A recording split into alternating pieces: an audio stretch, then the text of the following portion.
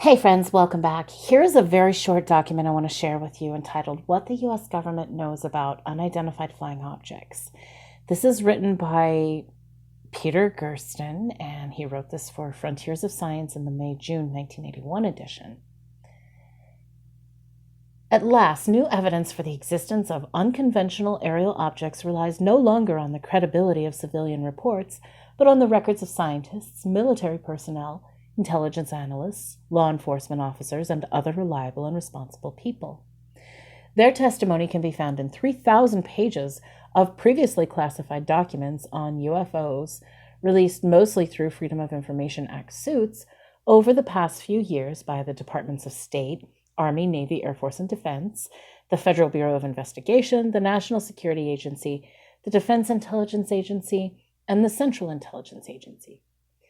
This overwhelming evidence indicates that unidentified flying objects do exist and that some of them are unconventional craft that, 1, pose a threat to national security, and 2, perform beyond the range of present-day technological development. Furthermore, there is evidence that our government has continually misinformed the public concerning its true significance of the UFO problem. National security and UFOs. It is my view that the situation has possible implications for our national security. And that's a quote from the Central Intelligence Agency in 1952. In late 1952, a memorandum was drafted for CIA Director Walter B. Smith's signature to be sent to the Executive Secretary of the National Security Council. The memo's subject? Unidentified flying objects.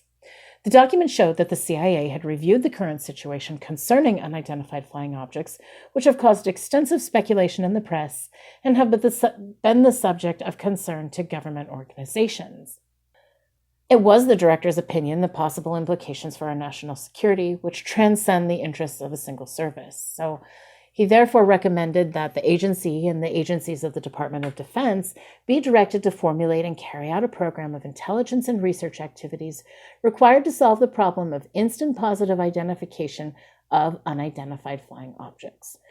A draft of a proposed National Security Council directive was attached to the memorandum. Unfortunately, it appears that the NSC directive fell by the wayside. Now, 29 years later, the current situation, contrary to official denials, still poses serious implications for our national security. So keep in mind, this was written in 1981, okay? UFOs as a threat. The government's position. No UFOs reported, investigated, and evaluated by the Air Force has ever given any indication of a threat to our national security. That is a quote from the Air Force in 1980. The evidence revealed that during October, November, and December of 1975, reliable military personnel repeatedly sighted unconventional aerial objects in the vicinity of nuclear weapons storage areas, aircraft alert areas, and nuclear missile control facilities at Loring Air Force Base, Maine, Wurtsmith Air Force Base, Michigan, Malmstrom Air Force Base, Montana, Minot Air Force Base, North Dakota, and Canadian Air Forces Station, Ontario. Many of the sightings were confirmed by radar. At Loring Air Force Base, the interloper demonstrated a clear intent on the weapons storage areas.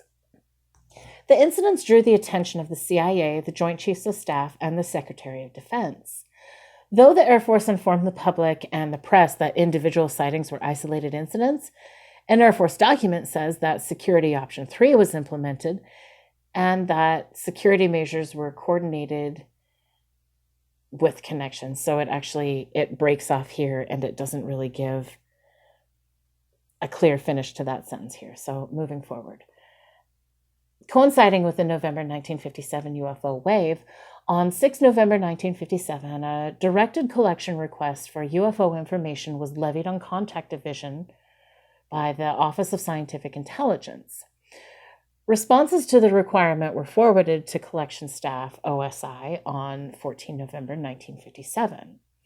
Also, coinciding with a flurry of sightings around the Washington, D.C. area in late 64 and early 1965, another collection request was ordered by the director of the CIA.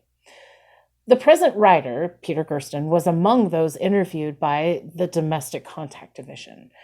The agent borrowed a number of specific UFO case investigation reports.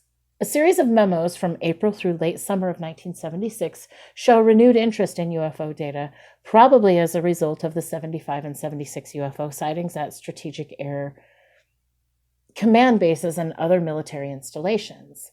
One censored message on April 3, 1976 refers to subject, new DCD case, censored, UFO research, reference form 610, dated 9 April 1976, transmitting UFO study. Date discrepancy notwithstanding. The memo goes on to discuss the UFO study. One, while stating that there was at that time no formal UFO program, read, at the present time there are offices and personnel within the agency who are monitoring the UFO phenomena, not currently on an official basis. Dr. Censored feels that the best approach would be to keep in touch with and, in fact, develop reporting channels in this area to keep the agency and community informed of any new developments. Memos ranging from 1958 to 1967 mention analyses of UFO photos by the CIA National Photographic Interpretation Center under Arthur C. Lundahl, partially confirming information from private sources.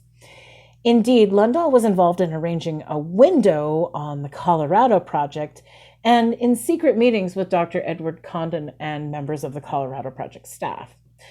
Glaringly absent from the released documents are the photo analyses, including one case provided to scientific firms by this present writer, that found its way to the CIA and hundreds of intelligence reports on individual UFO cases that must have been collected, and in some cases are known to have been collected. Also absent are the dozens of radar visual cases, which must have been studied by the P&E, or Physics and Electronics Division, as well as other materials that made up the case files repeatedly alluded to in these documents. Where are the startling 1952 cases that led the CIA to the brink of a major scientific study on UFOs? The 892 pages contain large amounts of trivial correspondence, administrative papers, duplications, and other irrelevant non-UFO documents. Obviously, they do not contain the CIA UFO case files, other than a random sprinkling of mostly known cases. Only the Freedom of Information Act lawsuits have been able to pry loose a few highly significant cases, such as the 1976 Iranian jet case. There can be no doubt that the CIA is stonewalling. If this is all the case files developed in more than 30 years, I would have to conclude that the CIA is totally inept. And of course it isn't. It's just highly secretive. In a just cause. Over the past third of a century, the government's conduct with regard to UFOs has been characterized as nonfeasance, misfeasance, and malfeasance. So nonfeasance is the failure to carry out a federal requirement or a government law or rule. Misfeasance and malfeasance regard to the unknowing carrying out and the known intent of harming people. Citizens Against UFO Secrecy, a public interest group, was formed to foster a review of the reality and significance of UFOs and the government's policies and practices regarding them.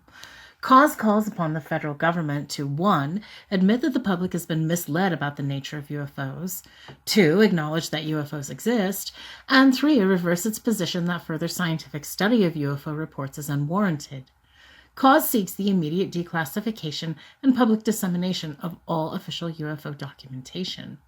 Cause believes that the public has a right to an objective reappraisal of the implications of the UFO phenomenon.